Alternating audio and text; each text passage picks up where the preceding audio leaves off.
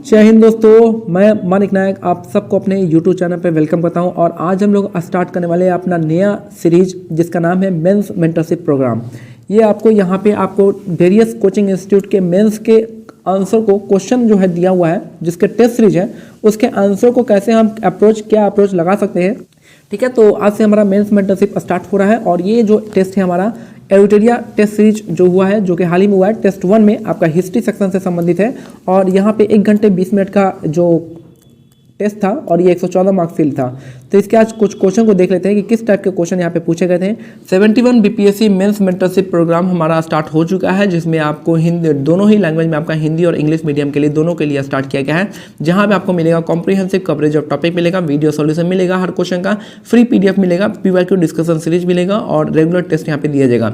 और साथ में जो हमारा यूनिक इनिशिएटिव है मेंस आंसर राइटिंग सीरीज, जहाँ पे आपको आंसर राइटिंग लिखना सिखाया जाएगा, मेमोनिक्स के माध्यम से सीखना सिखाया जाएगा, जहाँ पे आप किसी भी आंसर को वहाँ पे फ्रेम कर सकते हैं। याद रखिएगा, इसके साथ साथ हम लोग जो आपका फ्री प्रीलिम्स मेंटरशिप यहाँ पे प्रोवाइड करेंगे। ये टोटल का कवरेज होगा आपका सिर्फ 1499 में। सो हमारा रजिस्ट्रेशन प्रोसेस स्टार्ट हो चुका है 10 जनवरी से, तो आप ज़्यादा से ज़्यादा इनरोल कर सकते हैं और जितना भी डाउट और डिस्कशन होता है आप इस नंबर पर जाके पूछ सकते हैं, इंक्वायरी कर सकते हैं। फर्स्ट क्वेश्चन यहाँ पे है, यहाँ पे शॉर्ट नोट है, इसके बाद इसका आंसर भी हम देखेंगे कि किस टाइप का हम अप्रोच लगा सकते थे।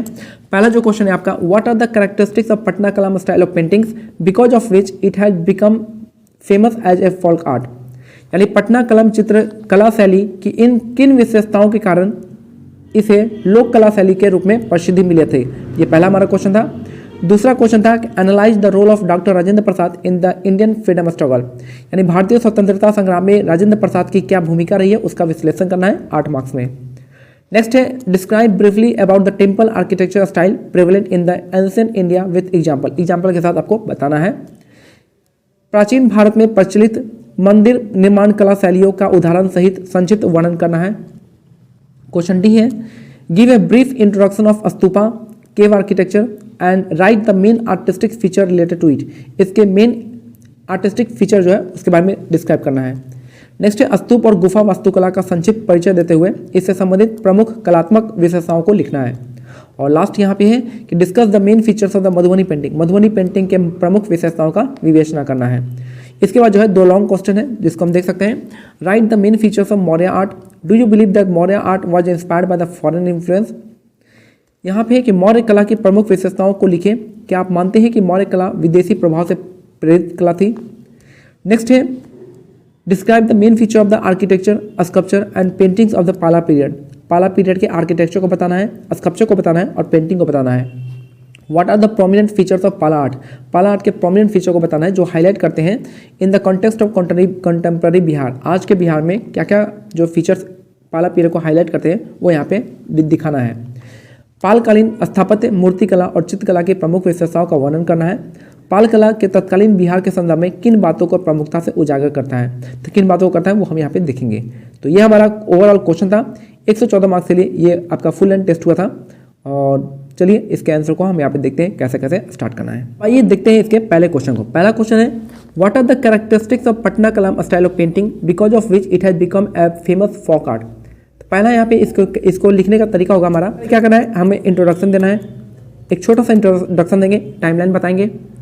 उसके बाद जो है हम इंपॉर्टेंट सेंटर को बताएंगे कि कौन कौन सा पटना कलाम का इंपॉर्टेंट सेंटर था, दीवान मोहल्ला, लोधी कट्टा, मच्छरट्ठा और सब बाकी जो बाद में जो इस्टेब्लिश हुआ था आरा पटना दानापुर इस्टेब्लिश हो गया था।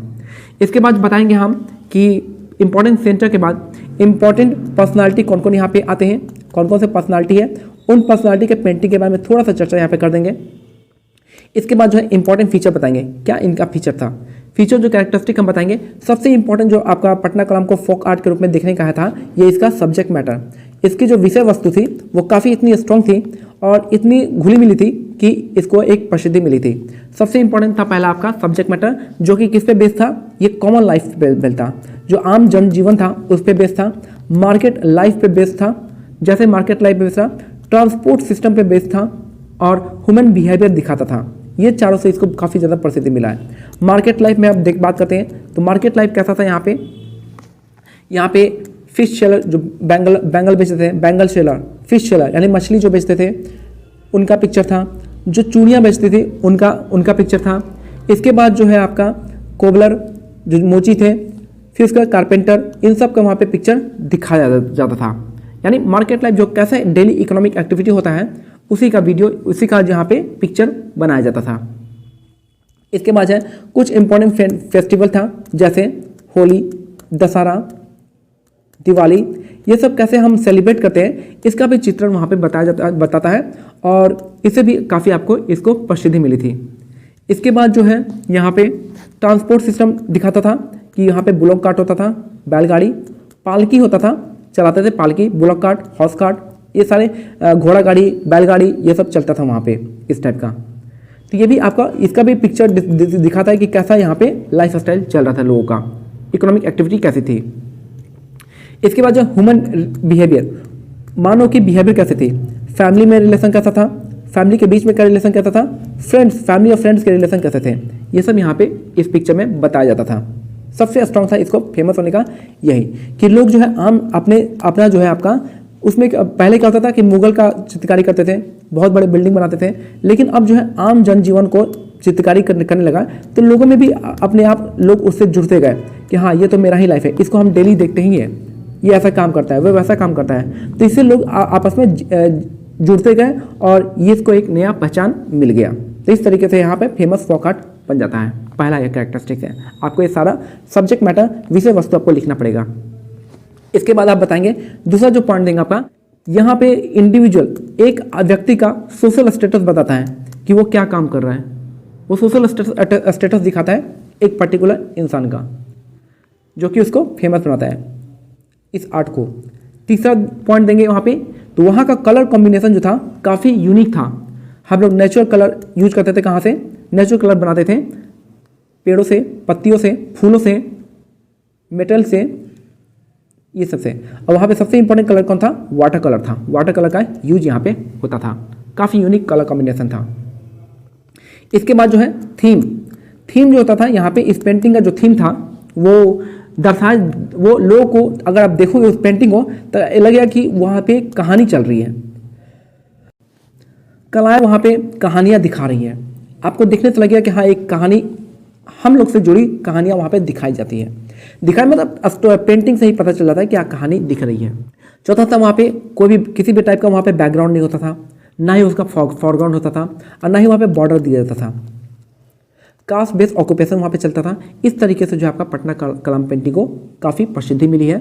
और ये सब पॉइंट जो आप लिखेंगे तो ये आपको लगेगा कि हाँ ये इससे जो है पटना कलम फेमस हुआ है और उसको प्रसिद्धि मिली है। इसके बाद बताएंगे पटना कलम का डिक्लाइन थोड़ा सा बता देंगे और उसके बाद हम कंक्लूड करके आंसर को सबमिट करेंगे। पहला काम हो गया। इस तरीके से आपको पटना कलम के बारे में लिखना था। नेक्स्ट क्वेश्चन आते हैं, क्वेश्चन नंबर 2। नेक्स्ट क्वेश्चन है हमारा, analyse the role of Rajendra Prasad, doctor Rajendra Prasad in the freedom struggle. इस क्वेश्चन को भारतीय स्वतंत्रता संग्राम में डॉक्टर राजेंद्र प्रसाद की भूमिका का विश्लेषण करना है। भूमिका बताना है हमको, विश्लेषण करेंगे पूरे डिटेल में। पहला जो है, सबसे पहले इंट्रोडक्शन देंगे। राजेंद्र प्रसाद पहले प्रेसिडेंट थे हमारे, कब से कब कार्यकाल रहा है इनका, ठीक है, ये हम इंट्रोडक्शन में दे देंगे। 8 मार्क्स का, ज़्यादा इंट्रोडक्शन बड़ा नहीं रखना है। इसके बाद हम राजेंद्र प्रसाद के डायरेक्ट रोल पे आ जाएंगे। उनका रोल यहाँ से स्वदेशी मूवमेंट में क्या रोल था उसको बताएंगे। इसके बाद नॉन कॉपरेशन मूवमेंट में क्या रोल रहा, नॉन कॉपरेशन से भी पहले आएंगे चंपारण में इनका क्या रोल रहा, नॉन कॉपरेशन मूवमेंट में इन्होंने क्या रोल किया, सिविल डिसोबीडियंस मूवमेंट में क्या रोल रहा। इसके बाद जो है आप बताएंगे कि क्विट इंडिया मूवमेंट में इनका क्या रोल रहा। इन सारे रोल को आपको दिखाना है। इसके बाद जो है INC इंडियन नेशनल कांग्रेस में इनका क्या रोल रहा, कितने बार ये प्रेसिडेंट किए, इन सभी को एक एक दो पॉइंट में आपको समराइज करना है और वहाँ पे उसको लिखना है। और लास्ट में बताएंगे आप यहाँ पे जो एंट्रीम गवर्नमेंट बना था कैबिनेट में, उसमें इनको कौन सा डिपार्टमेंट मिला था, उनको क्या रोल था, ये आपको यहाँ लास्ट में बता देना है। और इसके बाद एक छोटा सा आपको कंक्लूड कर देना है इसका आंसर को, यही आपको इतना लिखना है। और लास्ट में ये बता दीजिएगा कि ये फिर आपको रिटायर होकर, प्रेसिडेंटशिप से रिटायर होकर ये कहाँ चले गए थे, सदाकत आश्रम में चले गए थे, जहाँ पे उनकी 1963 में मृत्यु हो जाती है। सदाकत आश्रम का लास्ट में जिक्र आप जरूर देंगे। नेक्स्ट क्वेश्चन है question number C, describe briefly about the temple architecture style prevalent in the ancient India with example. प्राचीन भारत में प्रचलित मंदिर निर्माण कला शैलियों का उदाहरण सहित संक्षिप्त वर्णन करना है। यहाँ पे आपको पता होगा कि टेम्पल आर्किटेक्चर स्टाइल जो आपका 3 तरह का था। तो टेम्पल स्टाइल के बारे में आप पहले एक छोटा सा इंट्रोडक्शन देंगे। इसके बाद आप बताएंगे कि टेम्पल आर्किटेक्चर क्या था।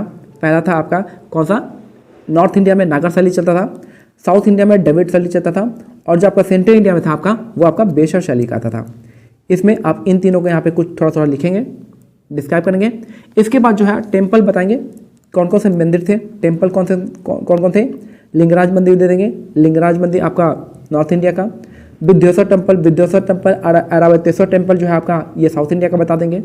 इसके बाद जो है किसने बनवाया है, जैसे कि राजा राजावन ने विद्योश्वर मंदिर को बनवाया था द्रविड़ स्टाइल में, मीनाक्षी मंदिर द्रविड़ स्टाइल में। तो आप अगर रूलर का नाम बता देंगे तो काफ़ी जिसने बनवाया है उसका भी काफ़ी अच्छा इम्पैक्ट पड़ सकता है। फिर उसी तरह से चालुक्य का बेसर स्टाइल बता देंगे यहाँ पे, ठीक है। तो यहाँ पे नागर शैली, बेसर शैली और द्रविड़ शैली को तीनों को थोड़ा थोड़ा आप एग्जाम्पल बताएंगे, और एक मंदिर स्टाइल का आपको डायग्राम जरूर बना देना है, और जो टेम्पल है किस स्टेट में वो भी आपको दिखा देंगे, तो काफ़ी अच्छे मार्क्स यहाँ से मिल सकते हैं, ठीक है। इस तरीके से आपको यहाँ पे लास्ट में कंक्लूड कर देना है, इस तरीके से। नेक्स्ट है यहाँ पे चौथा क्वेश्चन है, give a brief introduction of stupa के बारे में बताना है, और cave architecture and write the main artistic feature related to it, और उसके रिलेटेड जो आर्टिस्टिक फीचर है उसके बारे में बताना है। नेक्स्ट है स्तूप एवं गुफा वास्तुकला का संक्षिप्त परिचय देते हुए इससे संबंधित प्रमुख कलात्मक विशेषताओं को लिखना है, इससे रिलेटेड बताना है। तो सबसे पहले हम किसको लिखेंगे, एक छोटा सा इंट्रोडक्शन देंगे, बताएंगे स्तूप के बारे में बताएंगे, और फिर केव आर्किटेक्चर बता देंगे, एक एक लाइन यहाँ पे। इसके बाद आएंगे स्तूप पे। स्तूप क्या होते हैं पता ही होगा कि कन्वेंशनल रिप्रेजेंटेशन होता है किसका, यानी जो भगवान बुद्ध के ऐश जो राख है इसमें रखे जाते थे, स्तूप में रेलिक और एशेस जो है आपका इसमें रखे जाते थे।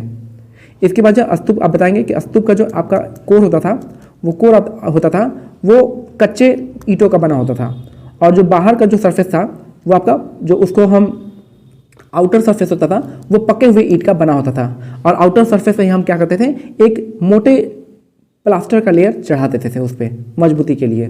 ये था आपका स्तूप का जगह। स्तूप में बताएंगे आर्किटेक्चर क्या क्या है इसका जगह, अंडा हो जाएगा, हर्मिका हो जाएगा, चतरा हो जाएगा, वेदिका हो जाएगा, तोरण द्वार हो जाएगा, और प्रदक्षिणा पाथ हो जाएगा। इसको आपको अच्छे से डायग्राम से आपको बनाना होगा। जो अगर स्तूप के बारे में बताएंगे तो यहाँ पे कुछ एग्जाम्पल भी दे सकते हैं कि सांची स्तूप हो जाएगा, सारनाथ स्तूप हो जाएगा, विश्व शांति स्तूप हो जाएगा जो कि आपका राजगीर में है। ये सभी आप स्टेट के साथ आप बता सकते हैं कहाँ पे वो। और बाकी जो है आपका केव आर्किटेक्चर में आप बताएंगे कि मोस्टली जो फेमस होता था कौन सा पाया जाता था, रॉक कट आर्किटेक्चर मिलता था, रॉक कट केव आर्किटेक्चर मिलता था।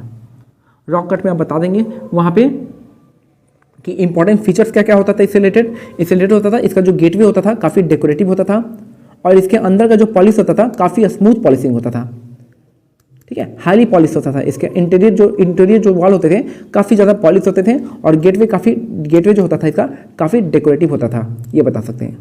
इसके बाद हम बताएंगे कुछ एग्जाम्पल देंगे। यहाँ पे पहला जो देंगे आपका बराबर केव का देंगे, और दूसरा देंगे आपका नागार्जुनी केव का। बराबर केव में आएंगे तो आपको याद होना चाहिए करना चौपार, सुदामा केव, लोमा शीर्षि केव और विश्वामित्र केव, ये 4 केव का नाम देंगे। वहीं नागार्जुन केव में कौन कौन से आएंगे, गोपी केव, बहाया केव और वेदांतिका केव, ये 3 यहाँ पे इसमें आ जाएंगे नागार्जुनी केव में। ये तीनों का एग्जाम्पल दे देंगे, और यहाँ पे आपका लगभग यहाँ पे केव आर्किटेक्चर हो जाएगा। फीचर्स में आपने बता ही दिया है, डेकोरेटिव गेटवे होता है, और इंटीरियर जो होता है आपका काफ़ी स्मूथ होता था, और रॉक कट आर्किटेक्चर भी होता था। रॉक कट बता दिए, 3 फीचर्स आप यहाँ पे दे दिए हैं। तो इस तरीके से आप इस आंसर को बढ़ सकते थे। नेक्स्ट है आपका discuss the main feature Madhubani painting, यानी मधुबनी पेंटिंग की प्रमुख विशेषताओं का विवेचना करना है। तो मधुबनी पेंटिंग में क्या क्या लिख सकते हैं, मधुबनी पेंटिंग को आप थोड़ा सा एग्जाम्पल देंगे कि इंट्रोडक्शन में कि मिथिला पेंटिंग मिथिलांचल एरिया में आता है, मिथिला पेंटिंग इसको कहते हैं, और मधुबनी पेंटिंग से 1-2 लाइन इंट्रोडक्शन दे देंगे। इसके बाद जो है मधुबनी पेंटिंग जो है 3 टाइप्स बताएंगे, 3 टाइप होते हैं, उन तीनों को आप 2-2 लाइन डिफाइन करेंगे, ये इतना काफ़ी है मधुबनी पेंटिंग का। एक डायग्राम बना देंगे मधुबनी पेंटिंग का, और उसके बाद जो है आप बताएंगे कि कुछ पर्सनालिटी इन्वॉल्व जो है, पर्सनालिटी के बारे में बताएंगे जो इससे रिलेटेड जो आपका पद्मश्री यहाँ पे मिला है, पद्मश्री जो 2020 में मिला है, 2023 में मिला है और 2010 में मिला है। 3 लोगों को पद्मश्री मिला है मधुबनी पेंटिंग से, तो आप उसको यहाँ पे दिखा सकते हैं, और एक डायग्राम आप यहाँ पे बनाएंगे तो इस आपका फिर उसके बाद कंक्लूड कर देंगे आंसर को। इस तरीके से आपको आंसर में बढ़ना है। मधुबनी पेंटिंग इंट्रोडक्शन देंगे, 3 टाइप बताएंगे, तीनों का 2-2 लाइन लिखेंगे, 3 टाइप्स का, और फिर उसके बाद जो है आपको पर्सनैलिटी बताएंगे, कुछ फीचर्स भी वहाँ पे ऐड कर देंगे। फीचर पूछ रहा है तो फीचर भी वहाँ पे आपको ऐड करना है। टाइप्स बताया चाहे नहीं पता है, वहाँ पे 5-6 फीचर्स हैं, आप वहाँ पे कलर कॉम्बिनेशन हो गया, जिस तरीके से आपको दिखा सकते हैं, वो 5-6 फीचर्स आपको लिखना पड़ेगा। अगर टाइप पूछेगा तो टाइप भी दे देंगे, नहीं पूछेगा तो टाइप को छोड़ देंगे। वहाँ पे हम इंपॉर्टेंट फीचर पूछा है तो इंपॉर्टेंट 5-6 फीचर्स वहाँ पे दे देंगे, और उसके बाद जो है आपका पर्सनालिटी का नाम है यहाँ पे जरूर लिख देंगे। ये करना है। नेक्स्ट क्वेश्चन आते हैं अब क्वेश्चन नंबर 2, जो 38 मार्क्स में है आपको, कि what are the main features of the modern art. Modern art का मेन फीचर बताना है। Do you believe the modern art was inspired by foreign influence. बताना है यहाँ पे कि मौर्य कला की प्रमुख विशेषताओं को लिखना है। क्या आप मानते हैं कि मौर्य कला विदेशी प्रभाव से प्रेरित था, ये बताना है। तो यहाँ पे आप दिखा सकते हैं कि पहले तो आपको मौर्य कला के बारे में बताना है कि मौर्य कला में क्या बताएंगे। आपका एक अच्छा सा इंट्रोडक्शन देंगे, मौर्य कला एक इंट्रोडक्शन लेंगे, 5-6 लाइन का देना पड़ेगा इंट्रोडक्शन यहाँ पे। इसके बाद टाइम पीरियड बता देंगे उसी इंट्रोडक्शन में, टाइम पीरियड क्या टाइम पीरियड था। इसके बाद बताएंगे आपको क्लासिफिकेशन बताएंगे। 2 तरह का क्लासिफिकेशन था, एक था आपका पॉपुलर आर्ट, एक था आपका इंडिविजुअल आर्ट। ठीक है, इसमें भी 3 तरह के थे। पहला था पैलेस था, फिर उसका पिलर था आपका, पैलेस पिलर और स्तूप था। इस इंडिविजुअल आर्ट में क्या था, स्कल्पचर था, केव था, और केव मतलब गुफा, यहाँ पे पोट्री था। पोट्री मतलब बर्तन होते हैं। पोट्री कैसे थे, नॉर्दर्न ब्लैक पॉलिश वेयर, उस टाइप के पोट्री थे। केव के बारे में अभी हमने बताया, उन केव को डिस्क्राइब कर देना है वहाँ पे। स्तूप के बारे में आपको पता है, स्कल्पचर फिर बता देना है, याक्षनी का यहाँ पे एग्जाम्पल दे देना है। पैलेस के बारे में लिख देना है, पैलेस के बारे में कौन कौन से क्या क्या इसका फीचर्स है। पैलेस में आपका मैगजीनीज और फायान ने क्या क्या कहे हैं, 2 लाइन वहाँ पे बता दीजिएगा। इस तरीके से इस 6 चीज़ों को आपका पॉपुलर आर्ट और इंडिविजुअल आर्ट में 3-3 आएंगे, इन 6 को आपको बताना है। और इसमें लगभग जो हो जाएगा आपका फीचर जो होगा मॉडर्न आर्ट का, ये आपका कंप्लीट हो जाएगा। इसके बाद हम यहाँ पे आएंगे फॉरेन इन्फ्लुएंस, कि फॉरेन इन्फ्लुएंस था या नहीं था। तो यहाँ पे आप बता सकते हैं कि फॉरेन इन्फ्लुएंस इस तरीके से देख सकते हैं कि एक तो यहाँ पे सिमिलैरिटी मिलता है, एक जो है डिसिमिलैरिटी मिलता है। सिमिलैरिटी में क्या बताएंगे, सिमिलैरिटी में क्या क्या था। सिमिलैरिटी में ही था कि जो पॉलिशिंग था काफ़ी यूनिक था, अच्छा था। इसके बाद जो है जो आपका घोषणा होता था, प्रोक्लेमेशन होता था, वो पिलर्स पे होता था। ये भी कहाँ से इंस्पायर था, वो आपका फॉरेन से इंस्पायर था। इसका तीसरा जो सिमिलैरिटी था देखा गया है, वो ये देखा गया है कि स्टार जो प्रोक्लेमेशन होता था वो स्टार्ट 3rd पर्सन से होता था और अंत में जाके 1st पर्सन पे जाके एंड होता था। 3rd पर्सन जैसे बुद्धा से स्टार्ट होते थे, बुद्धा के टीचिंग से स्टार्ट होता था, और लास्ट में जो जाते समय लास्ट में नाम होता था किसका, एम्पायर का, यानी अशोक का। ठीक है, ये होता था, ये आपका सिमिलैरिटी होता है। वहीं अगर कुछ डिसिमिलैरिटी देखा गया, क्या क्या डिसिमिलैरिटी था, ऐसे फॉरेन इन्फ्लुएंस का पूछा गया है तो फॉरेन इन्फ्लुएंस में सिमिलैरिटी जो हो जाएंगे इन 3 पॉइंट पे आप देख सकते हैं। बाकी आप कुछ यहाँ पे डिसिमिलैरिटी भी बता सकते हैं। डिसिमिलैरिटी में क्या हो सकता है, डिसिमिलैरिटी में होता है आपका कैपिटल फिगर। मौर्य के पास मौर्य के पास जो कैपिटल फिगर था एब्सेंट था, कुम्हरार के पास देखा गया है। लेकिन वही जो आपका पर्शियन के जो लोग थे वो एलोबरेट कैपिटल फिगर यूज करते थे। इसके फिर बात करें, मौर्य का जो पिलर था आपका स्मूथ था, जो विदेशों के जो पिलर थे वो आपके रफ थे। आर्किटेक्चर क्या था, जो मौर्य का आर्किटेक्चर था वो सिंपल था, इंडिपेंडेंट था और फ्री स्टैंडिंग था, मतलब ये अपना अकेला खड़ा हो सकता था। लेकिन वहाँ पे जो पिलर थे विदेशों के वो आपका कॉम्प्लेक्स थे, लार्ज बड़े बड़े थे, कॉम्प्लेक्स होते थे और कॉम्प्लिकेटेड भी होते थे काफ़ी। तो इस टाइप का आप यहाँ पे डिसिमिलैरिटी बता सकते हैं। शाफ्ट, जो मौर्य के शाफ्ट होते थे मॉडर्न में, वो आपका मोनोलिथ होता था, एक ही स्टोन के बने होते थे। लेकिन जो विदेशों के होते थे वो अलग अलग सेगमेंट में बने होते थे। तो इस टाइप का सिमिलैरिटी और डिसिमिलैरिटी बताएंगे, और ये दिखा सकते हैं कि फॉरेन इन्फ्लुएंस यहाँ पे मॉडर्न पे पड़ा हुआ है। कुछ चीज़ों में पड़ा हुआ है, कुछ चीज़ों में अपना यूनिक है, ये सब दिखा सकते हैं। इस तरीके से आप मॉडर्न आर्ट को आसानी से कंप्लीट कर लेंगे। नेक्स्ट यहाँ पे अब लास्ट है हमारा लास्ट क्वेश्चन है कि describe the main features of the architecture, sculpture and painting of the Pala period. What are the prominent feature of the Pala art highlight in the context of contemporary Bihar. यानी कह रहा है कि पालकालीन स्थापत्य, मूर्तिकला और चित्रकला की प्रमुख विशेषताओं का वर्णन करें। पाल कला तत्कालीन बिहार के संदर्भ में किन बातों का प्रमुखता से उजागर करता है। तो सबसे पहले हम पहले पार्ट को डिस्क्राइब करेंगे कि describe the main features of the architecture, sculpture and paintings, इन तीनों का हम यहाँ पे डिफाइन करेंगे। तो पहले तो हम पाल कला के बारे में बताएंगे, इसका टाइम पीरियड बताएंगे और ये बताएंगे जो 400 साल इसने राज किया है, जिसमें से 200 साल पहले जो 200 साल है वो किसका है, बुद्धिज्म डोमिनेट करता है, और बाद के जो 200 साल है वो आपका हिंदुइज्म डोमिनेट करता है, हिंदू आर्ट डोमिनेट करता है। इस तरीके से आप पाल आर्ट का यहाँ पे आर्ट को यहाँ पे एक्सप्लेन करेंगे। इंट्रोडक्शन में 5-6 लाइन का आपको इंट्रोडक्शन देना पड़ेगा। इसके बाद इंपॉर्टेंट फीचर्स पे आएंगे। इंपॉर्टेंट फीचर्स में आपको आर्किटेक्चर आएगा, स्कल्पचर आएगा और पेंटिंग आ जाएगा। आर्किटेक्चर में क्या बताएंगे, आर्किटेक्चर में बताएंगे महाविहार, चैत्य, टेम्पल, स्तूपा, इन चारों को एक्सप्लेन कर देंगे आर्किटेक्चर में। आर्किटेक्चर किससे बनता था, टेराकोटा ब्रिक्स से बनता था और पके हुए ईंटों से बनता था, bond bricks and terracotta bricks. आप इन चारों को एक्सप्लेन कर देंगे। महाविहार में रेसिडेंशियल पर्पज यूज होता था, इंपॉर्टेंट बुद्धिस्ट सेंटर था। चैत्य क्या था, प्रेयर हाउस था, बुद्धिस्ट के लिए प्रेयर करते थे। टेम्पल बताएंगे, टेम्पल में कहलगांव का टेम्पल हो जाएगा, गुफा मंदिर। और क्या कौन सा टेम्पल हो जाएगा, एक विष्णुपाद टेम्पल हो जाएगा गया का। और टेम्पल जो था तीनों रिलीजन से था, वो हिंदुइज्म, इन्होंने एक तो ये बुद्धिज्म थे लेकिन हिंदुइज्म के लिए भी आपको इन्होंने बहुत सारे टेम्पल बनवाए थे, ये भी लिख सकते हैं। और स्तूप का आपको पता ही है। ये आपका आर्किटेक्चर हो जाएगा। स्कल्पचर के बारे में क्या लिखेंगे, स्कल्पचर में लिखेंगे हम 2 टाइप का स्कल्पचर होता था, एक तो ब्रॉन्ज स्कल्पचर होता था और एक आपका स्टोन स्कल्पचर होता था। ब्रॉन्ज किसका बनाता था, कॉपर का ब्रॉन्ज का ही बनता था और ये लॉस्ट वैक्स प्रोसेस से मिलता था, लॉस्ट वैक्स टेक्निक से बनता था ब्रॉन्ज स्कल्पचर। स्टोन स्कल्पचर कहाँ से लाते थे, स्टोन जो लाते थे मेनली बासाल्ट का होता था, और जो कहाँ से लाते थे, नालंदा से लाते थे, गया से लाते थे, सुल्तानगंज से लाते थे और कुकरिहार से लाते थे ये स्टोन। आपको ये लिखना पड़ेगा। फिर बात करते हैं पेंटिंग। अगर हम बात करते हैं पेंटिंग का, तो पेंटिंग क्या होते थे, 2 टाइप के होते थे, यानी इसको मुराल पेंटिंग कहेंगे। एक तो मनुस्क्रिप्ट पेंटिंग, दूसरा वॉल पेंटिंग। मनुस्क्रिप्ट पेंटिंग क्या होते थे, कॉपर पे लिखे जाते थे। मनुस्क्रिप्ट पेंटिंग में पाम लीफ पे लिखे जाते थे। इसे बुद्ध को गॉड के फॉर्म में दिखाया गया है, ये सब बता सकते हैं। एग्जाम्पल दे देंगे, अष्ट सहस्रिक, प्रज्ञा परमिता और पंचरक्षा, ये आपका पेंटिंग से।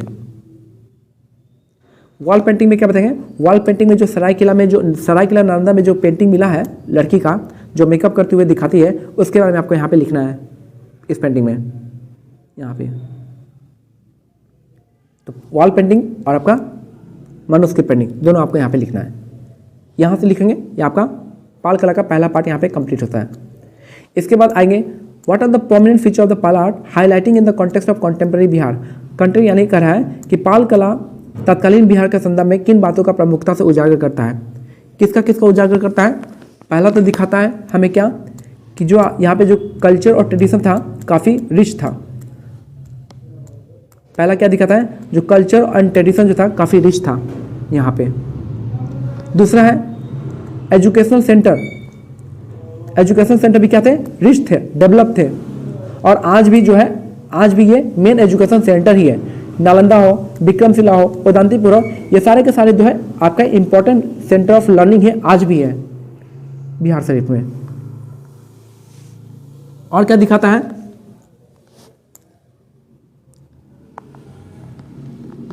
रिलीजियस एसिमिलेशन दिखाता है, यानी कल्चरल एक्सचेंज दिखाता है। लोग आते हैं, इन सब चीज़ों को देखते हैं, एज ए टूरिज्म डेवलप होता है।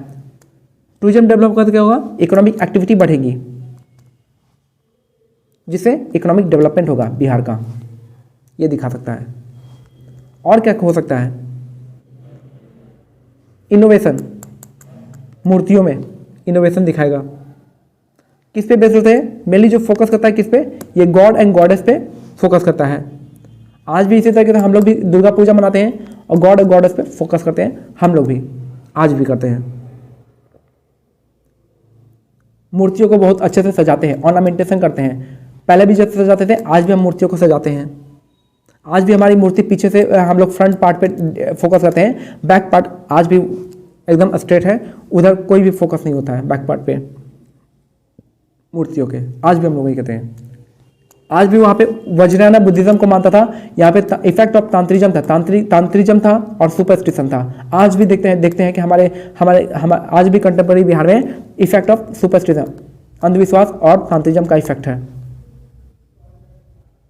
पेंटिंग का कहाँ पे दिखता है आपको? पेंटिंग दिखता है मधुबनी पेंटिंग में, पाल कला का मधुबनी पेंटिंग में छाप दिखता है, यहाँ देख सकते हैं। ठीक है, आर्ट एंड क्राफ्ट का प्रमोशन होता है और देखा जाता है कि जो है ऑर्नामेंटेशन, नेचुरलनेस क्या होता है और निखर के होता है किससे? ऑर्नामेंटेशन से, सजावटों से नेचुरलनेस जो है और ज़्यादा निखर के आता है और डेकोरेटिव हो जाती हैं मूर्तियाँ और अच्छी दिखती हैं। ये सब चीज़ आप यहाँ पे दिखा सकते हैं कंटेम्प्रेरी बिहार के हिसाब से। मैंने बहुत सारे पॉइंट को यहाँ पे जिक्र कर दिया और बताइएगा कैसा लगता है आपको। अच्छा लगे तो बताइएगा। और हम लोग का free mains answer writing series जो है स्टार्ट होने वाला है, स्टार्ट हो चुका है। डे वाइज हम लोग डे 8 तक पहुंच गए हैं। अगर आप इसमें फ्री आंसर राइटिंग में पार्टिसिपेट करना चाहते हैं तो आप नीचे दिए गए टेलीग्राम लिंक दिया गया, आप उसको ज्वाइन कर सकते हैं। अगर आपको लिंक नहीं मिल पाता है तो आप हमें 6200922032 पे आप हमें मैसेज कर सकते हैं। आपको डायरेक्टली लिंक हमारे टीम की तरफ से सेंड कर दिया जाएगा। ठीक है, याद रखिए 71 के लिए 71 बीपीएससी के लिए हमारा बैच आ चुका है। आप चाहें तो अपने आंसर राइटिंग को इंप्रूव करने के लिए हम लोग सिर्फ और सिर्फ फोकस करेंगे आंसर राइटिंग पे, कैसे हम लोग इंप्रूव कर सकते हैं आंसर राइटिंग का। ठीक है, बाकी आपका कॉल है। मिलते हैं अगले वीडियो में, तब तक के लिए जय हिंद, जय भारत, धन्यवाद।